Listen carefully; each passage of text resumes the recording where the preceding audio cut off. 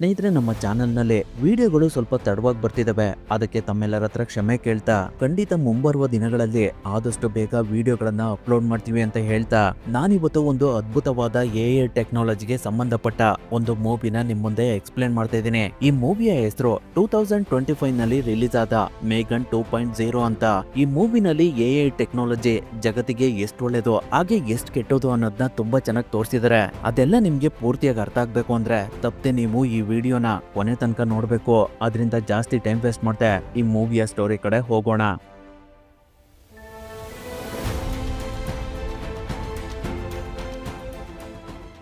ಕತೆ ಶುರುವಾದಾಗ Iranian border ನಲ್ಲಿ ಅನುಮಾನ ಬರೋ ಹಾಗೆ ಬಾರ್ಡರ್ ಫೋಟೋಸ್ ಗಳನ್ನ ತಗೊಳ್ತಿದ್ದಂತಹ ಒಬ್ಳು ಲೇಡಿನ ಅಲ್ಲಿನ ಸೋಲ್ಜರ್ಸ್ ಗಳು ಇಟ್ಕೊಂಡ್ ಬಂದು ಅವಳ ಐಡಿ ಕಾರ್ಡ್ ನ ಚೆಕ್ ಮಾಡಿ ಅವಳನ್ನ ಜರ್ನಲಿಸ್ಟ್ ಅಂತ ಅನ್ಕೊಂಡು ಅವಳು ತೆಗ್ದಿರುವಂತ ಫೋಟೋಗಳನ್ನೆಲ್ಲ ಹಾಳ್ ಮಾಡಿ ಅವಳನ್ನ ಅರೆಸ್ಟ್ ಮಾಡ್ತಾರೆ. ಇವ್ರ ಹೆಸರು ಏಜೆಂಟ್ ಸ್ಯಾಟ್ಲರ್ ಅಂತ.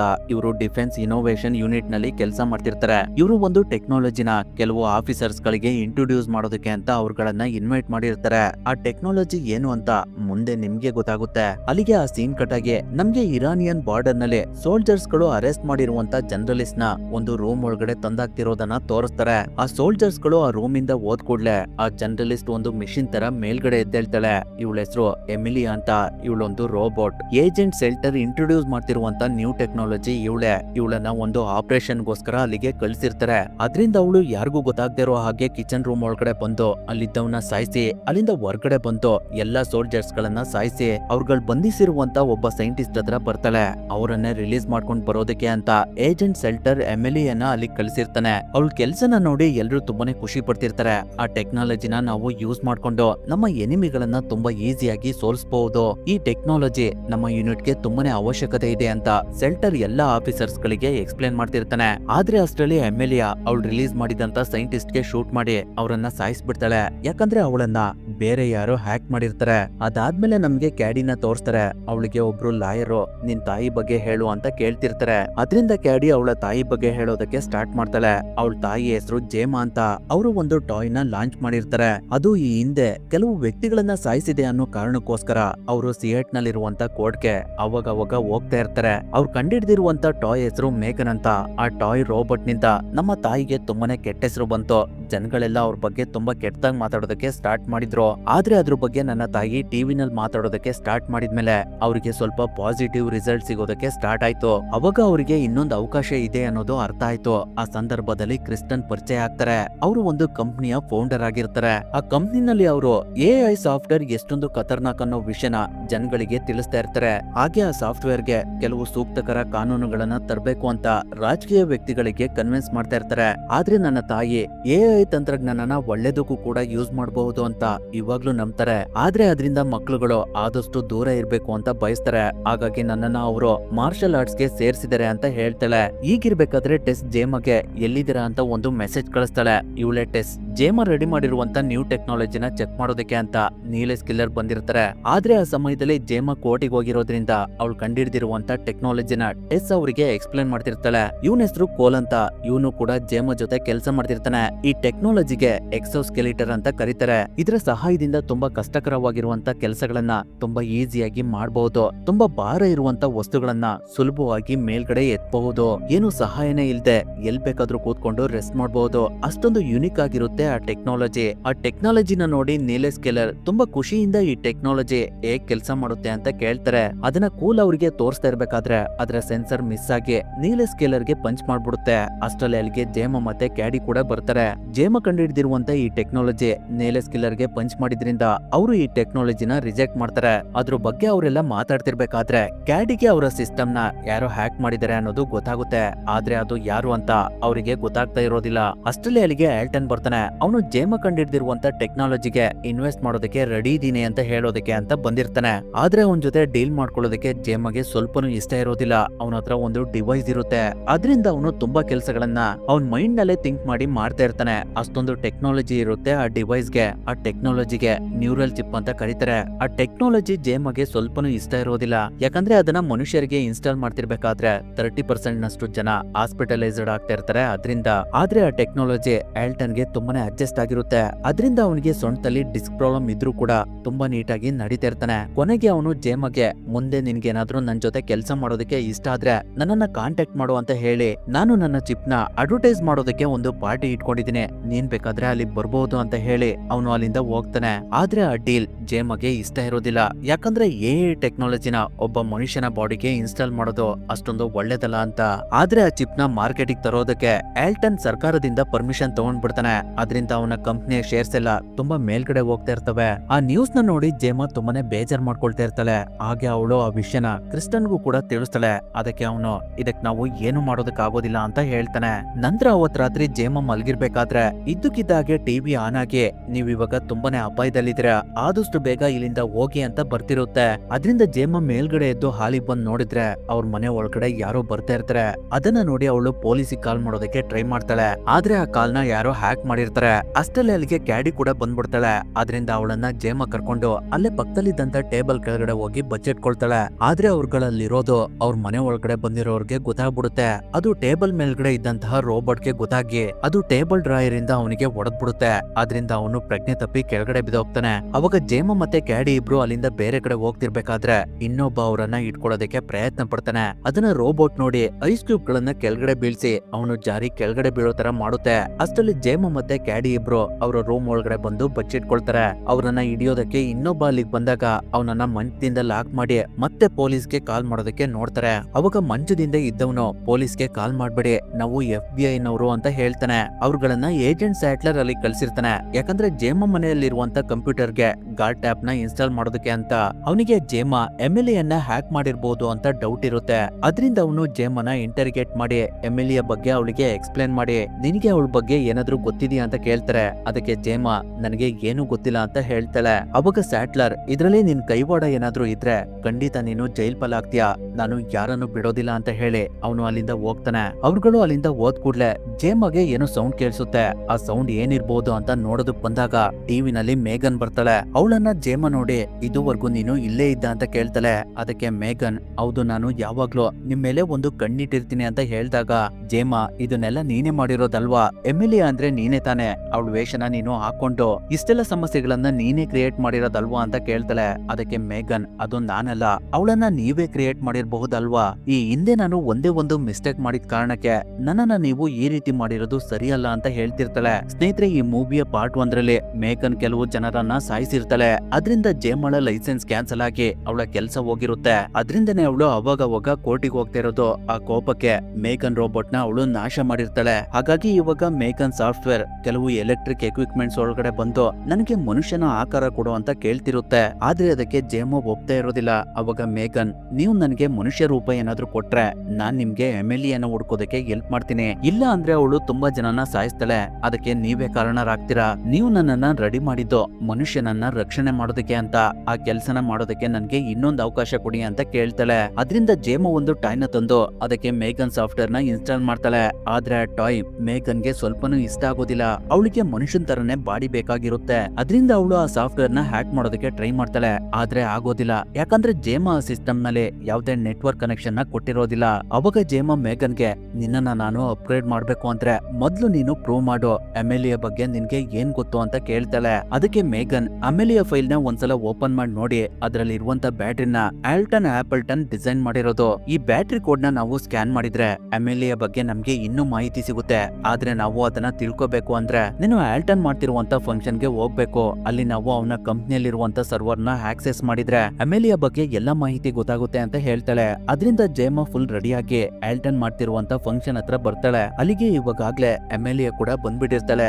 ಜೇಮ ಮೇಘನ್ ನ ಯಾರಿಗೂ ಗೊತ್ತಾಗದೇ ಇರೋ ಹಾಗೆ ಒಂದು ಬ್ಯಾಗ್ ಒಳಗಡೆ ಇಟ್ಕೊಂಡಿರ್ತಾಳೆ. ಅವಳು ಆಲ್ಟನ್ ನ ಮೀಟ್ ಮಾಡೋಷ್ಟ್ರಲ್ಲಿ ಅವಳಿಗೆ ಅಲ್ಲಿ ಕೋಲ್ ಕಾಣಿಸ್ಕೊಳ್ತಾನೆ. ಅದರಿಂದ ಜೇಮ ಅವನನ್ನ ಪಕ್ಕಕ್ಕೆ ಕರ್ಕೊಂಡ್ ಬಂದು ನೀನು ಆಲ್ಟನ್ ಜೊತೆ ಡೀಲ್ ಮಾಡ್ಕೊಳ್ಳೋದಕ್ಕೋಸ್ಕರ ಇಲ್ಲಿ ಬಂದಿದ್ಯಾ ಅಂತ ಕೇಳ್ತಾಳೆ. ಅದಕ್ಕೆ ಅವನು ಹೌದು, ನನಗೆ ಇಂತ ಒಳ್ಳೆ ಆಫರ್ ನ ಮಿಸ್ ಮಾಡ್ಕೊಳ್ಳೋದಕ್ಕೆ ಸ್ವಲ್ಪನೂ ಇಷ್ಟ ಇಲ್ಲ ಅಂತ ಹೇಳ್ತಿರ್ಬೇಕಾದ್ರೆ ಜೇಮ ಅವನ ಪಾಕೆಟ್ ನಲ್ಲಿ ಇದ್ದಂತಹ ಸ್ವೈಪ್ ಕಾರ್ಡ್ ನ ತಗೊಂಡು ಅದರ ಸಹಾಯದಿಂದ ಸರ್ವರ್ ರೂಮ್ ಒಳಗಡೆ ಹೋಗ್ತಾಳೆ. ಅವಳ ಹಿಂದೆ ಕೋಲ್ ಕೂಡ ಹೋಗ್ತಾನೆ. ಅವರು ಒಳಗಡೆ ಹೋಗಿದ್ನ ಏಜೆಂಟ್ ಸ್ಯಾಟ್ಲರ್ ನೋಡಿ ಅವನು ಕೂಡ ಅವ್ರ ಹಿಂದೆನೆ ಹೋಗ್ ಹೋಗ್ತಾನೆ. ಆ ಸಮಯದಲ್ಲಿ ಈ ಕಡೆ ಆಲ್ಟನ್ ಎಮ್ಎಲ್ಎನ ನೋಡಿ ತುಂಬಾ ಇಂಪ್ರೆಸ್ ಆಗಿ, ನಿನ್ನ ನಾನು ಇದುವರೆಗೂ ಎಲ್ಲೂ ನೋಡಿರ್ಲಿಲ್ವಲ್ಲ, ಪರವಾಗಿಲ್ಲ, ಈ ಜನಗಳ ಜೊತೆ ಏನಾದ್ರೂ ನಾವಿದ್ರೆ ಖಂಡಿತವಾಗ್ಲೂ ನಮ್ಮ ಮೂಡ್ ಹಾಳಾಗುತ್ತೆ, ನಾವು ಸ್ವಲ್ಪ ಪ್ರೈವೇಟ್ ಆಗಿ ಮಾತಾಡೋಣ ಅಂತ ಹೇಳಿ ಅವನು ಎಮ್ಎಲ್ಎನ ಒಂದು ಪ್ರೈವೇಟ್ ರೂಮ್ ಒಳಗಡೆ ಕರ್ಕೊಂಡು ಹೋಗ್ತಾನೆ. ಆ ರೂಮ್ ಫುಲ್ ಆಟೋಮೆಟಿಕ್ ಸಿಸ್ಟಮ್ ಇರುತ್ತೆ.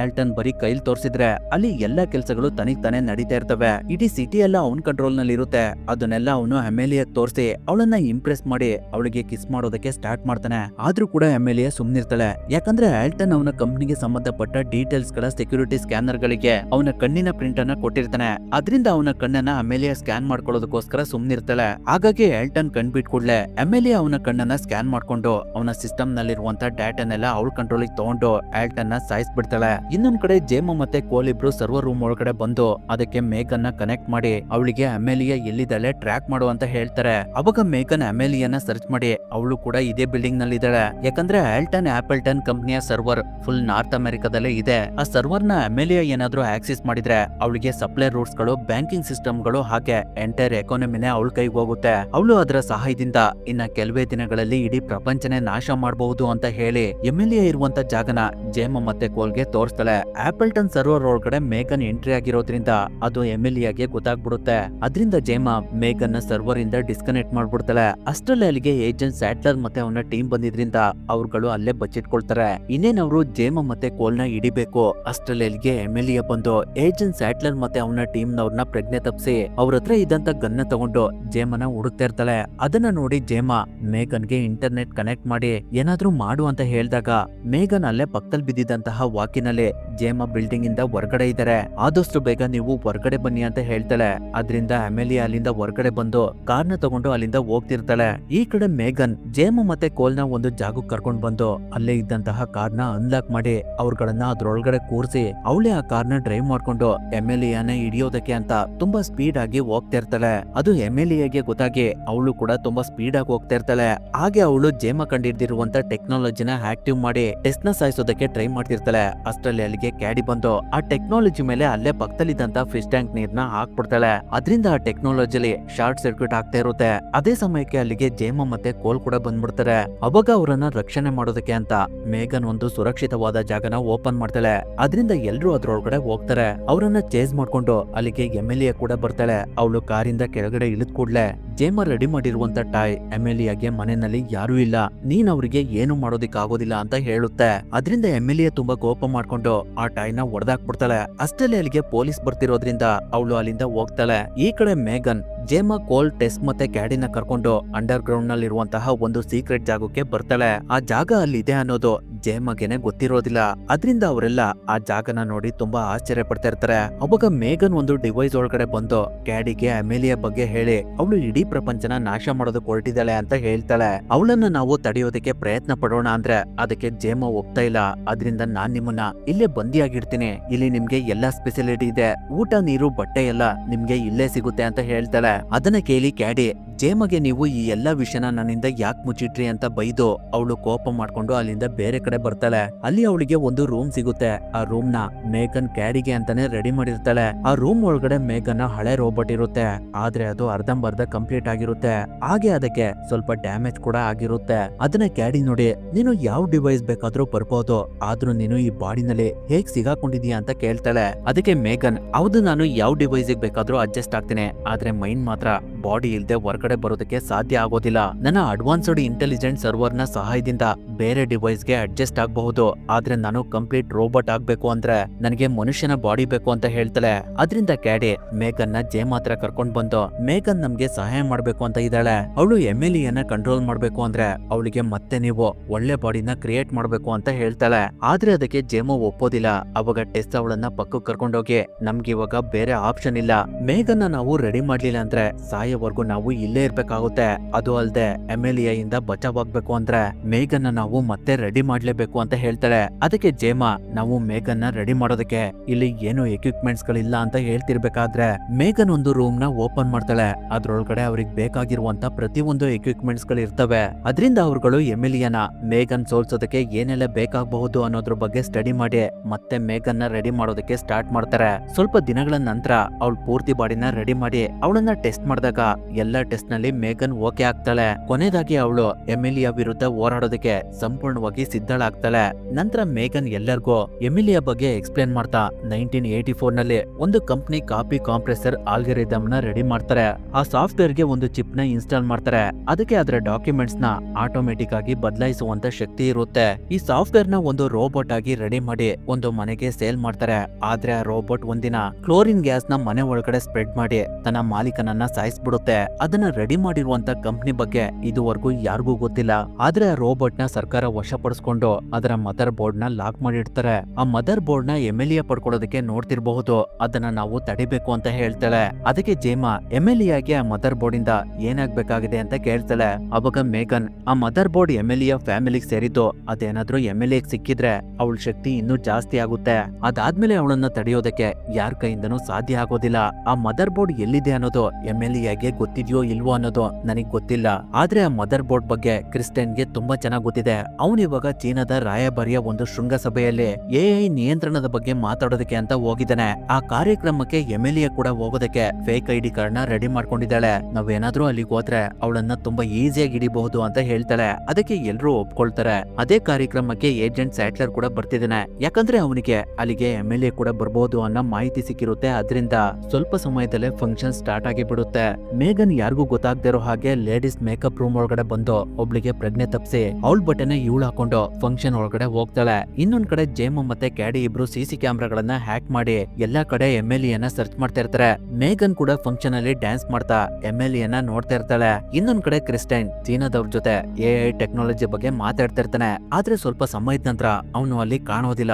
ಅದರಿಂದ ಜೇಮಾ ಕ್ಯಾಡಿನ ಒಬ್ಳನ್ನೇ ಬಿಟ್ಟು ಹೊರ್ಗಡೆ ಬಂದು ಕ್ರಿಸ್ಟನ್ಗೆ ಕಾಲ್ ಮಾಡಿ, ನೀನು ತುಂಬಾ ಅಪಾಯದಲ್ಲಿದ್ಯಾ, ಇಲ್ಲಿಂದ ಬೇಗ ಹೊರ್ಗಡೆ ಹೋಗು ಅಂತ ಹೇಳ್ತಿರ್ಬೇಕಾದ್ರೆ ಸಿಗ್ನಲ್ ಕಟ್ ಆಗ್ಬಿಡುತ್ತೆ. ಅಷ್ಟರಲ್ಲಿ ಎಮಿಲಿಯಾ ಅಲ್ಲೇ ಪಕ್ಕದಲ್ಲಿದ್ದಂತಹ ಒಂದು ರೋಬೋಟ್ ಒಳಗಡೆ ಸೇರ್ಕೊಂಡು ಎಲ್ಲಾ ಆಫೀಸರ್ಸ್ ಗಳನ್ನ ಸಾಯಿಸೋದಕ್ಕೆ ಸ್ಟಾರ್ಟ್ ಮಾಡ್ತಾಳೆ. ಅವಳು ಕ್ರಿಸ್ಟನ್ ನ ಸಾಯಿಸೋದಕ್ಕೆ ನೋಡ್ತಾ ಇರ್ತಾಳೆ. ಅದರಿಂದ ಮೇಗನ್ ಅವನನ್ನ ಸೇಫ್ ಮಾಡಿ ಎಮಿಲಿಯಾ ಮುಂದೆ ಬರ್ತಾಳೆ. ಅವಳನ್ನ ಎಮಿಲಿಯಾ ನೋಡಿ, ನೀನು ಕೂಡ ನನ್ ಜೊತೆ ಸೇರ್ಕೋ, ನಾವಿಬ್ರು ಸೇರಿ ಹೊಸ ದುನಿಯನ್ನ ಶುರು ಮಾಡೋಣ ಅಂತ ಹೇಳ್ತಾಳೆ. ಆದ್ರೆ ಅದಕ್ಕೆ ಮೇಗನ್ ಒಪ್ಪೋದಿಲ್ಲ. ಅಷ್ಟರಲ್ಲಿ ಅವರನ್ನ ಹಿಡಿಯೋದಕ್ಕೆ ಸ್ಯಾಟ್ಲರ್ ಕಡೆಯವರು ಅಲ್ಲಿಗೆ ಬಂದಿದ್ರಿಂದ ಮೇಗನ್ ಒಂದ್ ಕಡೆ ಬಚ್ಚಿಟ್ಕೊಳ್ತಾಳೆ. ಆದ್ರೆ ಎಮಿಲಿಯಾ ಅಲ್ಲಿದ್ದಂತ ಆಫೀಸರ್ಸ್ ಗಳನ್ನೆಲ್ಲ ಸಾಯಿಸಿ ಜೇಮ್ ಮತ್ತೆ ಕ್ರಿಸ್ಟನ್ಗೆ ಪ್ರಜ್ಞೆ ತಪ್ಪಿಸಿ ಸ್ಯಾಟ್ಲರ್ ನ ಸಾಯಿಸ್ಬಿಡ್ತಾಳೆ. ಅದನ್ನ ಮೇಗನ್ ನೋಡಿ ಅವಳು ಎಮಿಲಿಯಾನ ಹುಡುಕ್ತಿರ್ಬೇಕಾದ್ರೆ ಎಮಿಲಿಯಾ ಮತ್ತೆ ಅವಳು ಮುಂದೆ ಬಂದು, ನೀನ್ ನನ್ ಜೊತೆ ಸೇರ್ಕೋ, ಈ ಮನುಷ್ಯರು ನಮ್ಮನ್ನ ಕೆಲ್ಸದ ಹಾಳ್ ತರ ನೋಡ್ತಾರೆ, ನಾವ್ ಇವರನ್ನ ನಾಶ ಮಾಡಿ ನಮ್ದೇ ಆದ ಸಾಮ್ರಾಜ್ಯನ ಕಟ್ಟೋಣ ಅಂತ ಹೇಳ್ತಾಳೆ. ಅವಾಗ್ಲೂ ಕೂಡ ಮೇಗನ್ ಒಪ್ಪೋದಿಲ್ಲ. ಅದ್ರಿಂದ ಎಮಿಲಿಯಾ ಅಲ್ಲಿಂದ ಮಾಯಾಗಿ ಅವಳು ಕ್ಯಾಡಿ ಹತ್ರ ಬಂದು ಅವಳನ್ನ ಅಲ್ಲಿಂದ ಎತ್ಕೊಂಡು ಹೋಗ್ಬಿಡ್ತಾಳೆ. ಅದ್ರಿಂದ ಮೇಗನ್ ತುಂಬಾ ಕೋಪ ಮಾಡ್ಕೊಂಡು ಅವಳು ಜೇಮಗೆ, ನೀನು ಕ್ಯಾಡಿನ ಯಾಕೆ ಒಬ್ಳನ್ನೇ ಬಿಟ್ ಬಂದೆ ಅಂತ ಬೈತಾ ಇರ್ತಾಳೆ. ಅವಾಗ ಟೆಸ್ ಅವ್ರಗಳಿಗೆ ಮೊದ್ಲು ಕ್ಯಾಡಿನ ಹೇಗ್ ಹುಡುಕ್ಬೇಕು ಅನ್ನೋದ್ರ ಬಗ್ಗೆ ಯೋಚನೆ ಮಾಡಿ ಅಂತ ಹೇಳ್ತಾಳೆ. ಅದಾದ್ಮೇಲೆ ಎಲ್ರು ಅವರ ಮನೆಯ ಬೇಸ್ಮೆಂಟ್ ಬಂದಾಗ ಜೇಮಾ ಕ್ರಿಸ್ಟನ್ಗೆ, ನೀನ್ ನನ್ಗೆ ಮದರ್ ಬೋರ್ಡ್ ಬಗ್ಗೆ ಮೊದ್ಲೇ ಯಾಕೆ ಹೇಳಿಲ್ಲ ಅಂತ ಕೇಳ್ತಾಳೆ. ಅದಕ್ಕೆ ಕ್ರಿಸ್ಟನ್, ನನ್ಗೆ ನಿಮ್ಮನ್ನ ಅಪಾಯಕ್ಕೆ ಸಿಲ್ಸೋದು ಸ್ವಲ್ಪನೂ ಇಷ್ಟ ಇರ್ಲಿಲ್ಲ. ಆ ಜಾಗಕ್ಕೆ ಹೋಗೋದು ತುಂಬಾನೇ ಕಷ್ಟ. ಖಂಡಿತವಾಗ್ಲೂ ನಾವು ಕ್ಯಾಡಿನ ಹುಡುಕ್ಲೇಬೇಕು. ಆದ್ರೆ ನಾವೇನಾದ್ರೂ ಅಲ್ಲಿಗೆ ಹೋದ್ರೆ ನಮ್ ದೇಶ ತುಂಬಾ ತೊಂದರೆಗೆ ಸಿಗಾಕೊಳ್ಳುತ್ತೆ. ಆಮೇಲೆ ನಾವು ಎಮಿಲಿಯಾನ ಕಂಟ್ರೋಲ್ ಮಾಡೋದಕ್ಕೆ ಆಗೋದಿಲ್ಲ ಅಂತ ಹೇಳ್ತಾನೆ. ಅದಕ್ಕೆ ಮೇಗನ್, ನಾನೇನಾದ್ರೂ ಆ ಮದರ್ ಬೋರ್ಡ್ ಹತ್ರ ಹೋದ್ರೆ ಈ ಟ್ರಾನ್ಸ್ಮಿಟರ್ ನ ಸಹಾಯದಿಂದ EMP ಚಾರ್ಜ್ ನ ರೆಡಿ ಮಾಡಿ ಅದನ್ನ ಮದರ್ ಬೋರ್ಡ್ ಗೆ ಅಟ್ಯಾಚ್ ಮಾಡಿ ಎಮಿಲಿಯಾಗೆ ಕೊಡ್ತೀನಿ. ನಂತರ ನಾವು ಕ್ಯಾಡಿನ ಅಲ್ಲಿಂದ ಹೊರಗಡೆ ಕರ್ಕೊಂಡ್ ಬಂದ್ಮೇಲೆ ರಿಮೋಟ್ ಇಂದ ಆ ಮದರ್ ಬೋರ್ಡ್ ನ ಬ್ಲಾಸ್ಟ್ ಮಾಡ್ಬೋದು. ಅವಾಗ ಎಮಿಲಿಯಾ ಕೂಡ ನಾಶ ಆಗ್ತಾಳೆ ಅಂತ ಹೇಳ್ತಾಳೆ. ಅದಕ್ಕೆ ಕ್ರಿಸ್ಟನ್, ಆ mother board Alto research centre ನಲ್ಲಿ ಇದೆ. ಅದು ತುಂಬಾ ವರ್ಷಗಳಿಂದ ಅಪಾಯಕಾರಿ ತಂತ್ರಜ್ಞಾನಗಳಿಂದ ಜಗತ್ತನ್ನ ರಕ್ಷಿಸ್ತಾ ಇದೆ. ಅದಕ್ಕೆ ತುಂಬಾ ಟೈಟ್ ಸೆಕ್ಯೂರಿಟಿ ಇರುತ್ತೆ ಅಂತ ಹೇಳಿ ಅದ್ರೊಳಗಡೆ ಹೇಗ್ ಹೋಗ್ಬಹುದು ಅನ್ನೋದನ್ನ ಎಲ್ಲರಿಗೂ ಎಕ್ಸ್ಪ್ಲೈನ್ ಮಾಡ್ತಾನೆ. ಅದರಿಂದ ಮೇಗನ್ ಫುಲ್ ರೆಡಿಯಾಗಿ ಆಲ್ಟೋ ರಿಸರ್ಚ್ ಸೆಂಟರ್ ಹತ್ರ ಹೋಗ್ತಿರ್ತಾಳೆ. ಈ ಕಡೆ ಕೋಲ್ ಕೂಡ ಆ ಕಂಪ್ನಿ ಒಳಗಡೆ ಬಂದು ಯಾರಿಗೂ ಗೊತ್ತಾಗ್ದಿರೋ ಹಾಗೆ ಏರ್ ಕೂಲರ್ ಪೈಪ್ ಒಳಗಡೆ ಹೋಗ್ತಾ ಇರ್ತಾನೆ. ಯಾಕಂದ್ರೆ ಆ ಕಂಪ್ನಿಯ ಪವರ್ ನ ಕಟ್ ಮಾಡೋದಕ್ಕೆ ಅಂತ. ಆ ಸಮಯದಲ್ಲಿ ಅವನು ಒಂದ್ ಕಡೆ ಪ್ರಜ್ಞೆ ತಪ್ಪಿ ಬಿದ್ದೋಗ್ಬಿಡ್ತಾನೆ. ಇನ್ನೊಂದ್ ಕಡೆ ಮೇಗನ್ ಕಂಪ್ನಿ ಒಳಗಡೆ ಬಂದು ಅಲ್ಲಿದ್ದಂತ ಸೆಕ್ಯೂರಿಟಿಗಳಿಗೆಲ್ಲ ಹೊಡೆದು ಅವ್ರಗಳಿಗೆ ಪ್ರಜ್ಞೆ ತಪ್ಪಿಸಿ ಮದರ್ ಬೋರ್ಡ್ ಇರುವಂತ ಜಾಗದ ಹತ್ರ ಬರ್ತಾಳೆ. ಅಷ್ಟರಲ್ಲಿ ಅವಳನ್ನ ಕಂಟ್ರೋಲ್ ಮಾಡ್ತಿದ್ದಂತ ಸರ್ವರ್ ಹ್ಯಾಕ್ ಆಗಿ ಜೇಮಾಗೆ ಅವಳು ಏನ್ ಮಾಡ್ತಿದ್ದಾಳೆ ಅನ್ನೋದು ಗೊತ್ತಾಗ್ತಾ ಇರೋದಿಲ್ಲ. ಅದರಿಂದ ಅವಳು ತುಂಬಾನೇ ಕೋಪ ಮಾಡ್ಕೊಂಡು, ಮೇಗನ್ ಈ ರೀತಿ ಮಾಡ್ತಾಳೆ ಅಂತ ನನ್ಗೆ ಮೊದ್ಲೇ ಗೊತ್ತಿತ್ತು, ಅದರಿಂದನೇ ನಾನು ಅವಳ ಕೈಗೆ EMP ಚಾರ್ಜ್ ನ ಇನ್ಸ್ಟಾಲ್ ಮಾಡಿದೀನಿ, ಅದರ ರಿಮೋಟ್ ನನ್ನ ಹತ್ರನೇ ಇದೆ, ಅದನ್ನ ಪ್ರೆಸ್ ಮಾಡಿದ್ರೆ ಮೇಗನ್ ನಾಶ ಆಗ್ತಾಳೆ ಅಂತ ಹೇಳ್ತಾಳೆ. ಅದಕ್ಕೆ ಕ್ರಿಸ್ಟನ್, ಕೇಡಿ ಎಲ್ಲಿದ್ದಾಳೆ ಅನ್ನೋದು ನಮಗ್ ಗೊತ್ತಿಲ್ಲ, ಅಕಸ್ಮಾತ್ ಮೇಗನ್ ಕೇಡಿ ಹತ್ರ ಇದ್ರೆ ನಾವು ಈ ಬಟನ್ ಪ್ರೆಸ್ ಮಾಡಿದಾಗ ಮೇಗನ್ ಜೊತೆ ಕ್ಯಾಡಿ ಕೂಡ ಸಾಯುವಂತ ಸಾಧ್ಯತೆ ಇದೆ ಅಂತ ಹೇಳಿ ಆ ರಿಮೋಟ್ ನ ಅವ್ನು ಇಸ್ಕೊಂಡು ಒಂದು ಗನ್ ಇಂದ ಟೆಸ್ಗೆ ಶೂಟ್ ಮಾಡಿ ಎಮಿಲಿಯನ್ನ ಅವ್ರು ಇರುವಂತ ಜಾಗಕ್ಕೆ ಕರ್ಸ್ಕೊಳ್ತಾನೆ. ಯಾಕಂದ್ರೆ ಅವಳನ್ನ ಕ್ರಿಸ್ಟನ್ ಹ್ಯಾಕ್ ಮಾಡಿರೋದು. ಕೇಡಿನ ಎಮಿಲಿಯಾ ಕೈಯಿಂದ ಕಿಡ್ನಾಪ್ ಮಾಡಿಸಿದ್ದು ಕೂಡ ಇವನೇ. ಇದನ್ನೆಲ್ಲ ನೋಡಿ ಜೇಮಾ ಕ್ರಿಸ್ಟಿಯನ್ಗೆ ಇದೆಲ್ಲ ಏನು, ಇಲ್ಲಿ ಏನ್ ನಡೀತಿದೆ ಅಂತ ಕೇಳ್ತಾಳೆ. ಅವಾಗ ಕ್ರಿಸ್ಟಿಯನ್ ಜೇಮನ ಒಂದು ಜಾಗಕ್ಕೆ ಕರ್ಕೊಂಡ್ ಬಂದು, ನೋಡು ಇದು ನನ್ನ ಹೊಸ ಪ್ರಾಜೆಕ್ಟ್, ಇಲ್ಲಿ ತುಂಬಾ ಜನ ಎಮಿಲಿಯನ್ನ ಕಂಟ್ರೋಲ್ ಮಾಡ್ತಾರೆ. ನಿನ್ಗೆ ನಿನ್ನ ಹಳೆ ಬಾಸ್ ಅಸಿಸ್ಟೆಂಟ್ ಕೋರ್ಟ್ ಗೊತ್ತಾ, ಅವನೇ ನನ್ಗೆ ಮೇಘನ್ ಬಗ್ಗೆ ಹೇಳಿದ್ದು. ಮೇಘನ್ಗೆ ಸಂಬಂಧಪಟ್ಟ ಎಲ್ಲಾ ಫೈಲ್ಸ್ ಗಳನ್ನ ಅವನೇ ನನ್ಗೆ ತಂದ್ಕೊಟ್ಟಿದ್ದು. ಅದಾದ್ಮೇಲೆ ನಾವು ಮೇಘನ್ನ ನಾಶ ಮಾಡ್ಬೇಕು ಅಂತ ಅನ್ಕೊಂಡ್ವಿ, ಆದ್ರೆ ಅಷ್ಟರಲ್ಲಿ ನೀನೇ ಆ ಕೆಲ್ಸನ ಮಾಡ್ಬಿಟ್ಟೆ. ಅದ್ರಿಂದ ನಾನು ಮತ್ತೆ ನನ್ನ ಟೀಮ್ ಎಲ್ಲ ಮೇಘನ್ ತರನೇ ಇನ್ನೊಂದು ರೋಬೋಟ್ ನ ರೆಡಿ ಮಾಡೋದಕ್ಕೆ ಸ್ಟಾರ್ಟ್ ಮಾಡಿದ್ವಿ. ಆ ರೋಬೋಟ್ ಹೆಸ್ರೆ ಎಮಿಲಿಯಾ. ನಾವು ಎಮಿಲಿಯಾ ಇಂದ AI ಜಗತ್ತಿಗೆ ಎಷ್ಟೆಲ್ಲ ಮಾರಕ ಅನ್ನೋದನ್ನ ತಿಳಿಸೋದಕ್ಕೆ ಟ್ರೈ ಮಾಡ್ತಾ ಇದೀವಿ. ಇದರಿಂದ ಜನಗಳು ನಾವು AI ನ ನಾಶ ಮಾಡ್ಲಿಲ್ಲ ಅಂದ್ರೆ ಅದೇ ನಮ್ಮನ್ನ ನಾಶ ಮಾಡುತ್ತೆ ಅಂತ ಅನ್ಕೊಳ್ತಾರೆ. ಅವಾಗ AI ಇನ್ನೋವೇಷನ್ ಸ್ಟಾಪ್ ಆಗುತ್ತೆ. ಇದೇ ನಮ್ಮ ಗುರಿ ಅಂತ ಹೇಳಿ ಮತ್ತೆ ಜೇಮನ ಅವನು ಇನ್ನೊಂದ್ ಜಾಗ ಕರ್ಕೊಂಡ್ ಬಂದು ಅವ್ಳು ಕಂಡಿಡ್ದಿರುವಂತ ಬಯೋನಿಕ್ಸ್ ಮತ್ತೆ ಆಲ್ಟನ್ ಕಂಡಿಡ್ದಿರುವಂತ ನ್ಯೂರಲ್ ಚಿಪ್ ನ ತೋರಿಸಿ, ನೀವುಗಳು ಇದನ್ನ ರೆಡಿ ಮಾಡ್ತಿರ್ಬೇಕಾದ್ರೆ ಈ ಟೆಕ್ನಾಲಜಿಗಳನ್ನ ಫ್ಯೂಚರ್ ನಲ್ಲಿ ಸೋಲ್ಜರ್ಸ್ ಗಳಿಗೆ ಏನಾದ್ರೂ ಕೊಟ್ರೆ ನಾವು ನಮ್ಮ ವಿನಾಶನ ನಾವೇ ಮಾಡ್ಕೊಂಡಾಗ ಆಗುತ್ತೆ ಅಂತ ನೀವುಗಳು ಯೋಚನೆ ಮಾಡ್ಲಿಲ್ವಾ? ಇವಾಗ್ಲಾದ್ರೂ ನೀನು ನನ್ ಜೊತೆ ಸೇರ್ಕೋ, ನಾವು ಇದನ್ನೆಲ್ಲ ಬದಲಾಯಿಸೋಣ ಅಂತ ಹೇಳಿ ಮದರ್ ಬೋರ್ಡ್ ನ ಜೇಮಕ್ ತೋರಿಸಿ, ಇದನ್ನ ನಾವು ಇಲ್ಲಿ ಇಟ್ಕೊಳ್ಳೋದು ತುಂಬಾನೇ ರಿಸ್ಕ್ ಇದೆ, ಇದ್ರ ಬಗ್ಗೆ ನನಗೆ ಸರಿಯಾದ ಮಾಹಿತಿ ಇಲ್ಲ ಅಂತ ಹೇಳ್ತಿರ್ಬೇಕಾದ್ರೆ ಕೆಲವು ಗಾರ್ಡ್ಸ್ ಗಳು ಮೇಘನ್ಗೆ ಸಖತ್ತಾಗಿ ಹೊಡೆದು ಅಲ್ಲಿಗೆ ಎತ್ಕೊಂಡ್ ಬರ್ತಾರೆ. ಅವಳ ಮುಖ ತುಂಬಾನೇ ಹಾಳಾಗಿರುತ್ತೆ.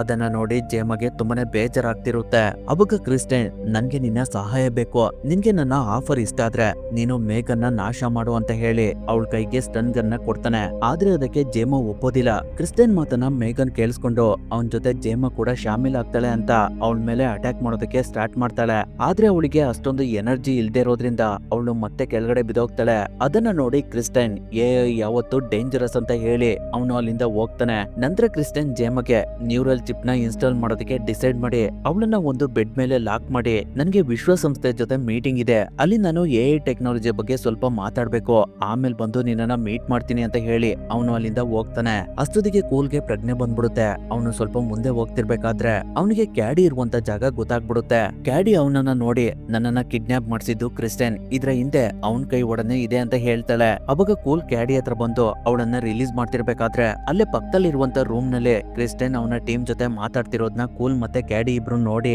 ನಾವ್ ಇವ್ರುಗಳನ್ನ ಸುಮ್ನೆ ಬಿಡ್ಬಾರ್ದು ಅಂತ ಮಾತಾಡ್ಕೊಳ್ತಿರ್ಬೇಕಾದ್ರೆ ಕ್ಯಾಡಿ ನನ್ಗೆ ಮೇಘನ್ ನ ಓವರ್ ಕೋಡ್ ಗೊತ್ತಿದೆ, ನಾವು ಎಮಿಲಿಯನ್ನ ರೀಸ್ಟಾರ್ಟ್ ಮಾಡಿ ಮೇಘನ್ ಓವರ್ ಕೋಡ್ ನ ಅವಳ ಸಿಸ್ಟಮ್ ಒಳಗಡೆ ಹಾಕಿದ್ರೆ ಅವಳು ಮೇಘನ್ ಆಗಿ ಬದಲಾಗ್ತಾಳೆ. ಅವಾಗ ಅವಳು ಇವರೆಲ್ಲರಿಗೂ ಒಂದು ಗತಿ ಕಾಣಿಸ್ತಾಳೆ ಅಂತ ಹೇಳಿ ಸಿಸ್ಟಮ್ ನಲ್ಲಿ ಎಮಿಲಿಯಾ ಬಾಡಿಗೆ ಮೇಘನ್ ಓವರ್ ಕೋಡ್ ನ ಹಾಕಿ ಅವಳಿಗೆ ಇಲ್ಲಿರುವಂತ ಕೆಟ್ಟ ಜನಗಳನ್ನ ನಾಶ ಮಾಡು ಅಂತ ಹೇಳ್ತಿರ್ತಾರೆ.